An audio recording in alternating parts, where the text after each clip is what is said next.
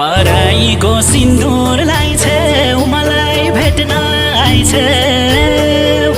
मलाई यति चिन्ता लाग्छ कस्तो घरबार पाइछौ हाम्रो सम्बन्ध चिनाउन नि शरम भइगो सानो अब त आफ्नो आफ्नो बाटो गरम भइगो सानो अब त आफ्नो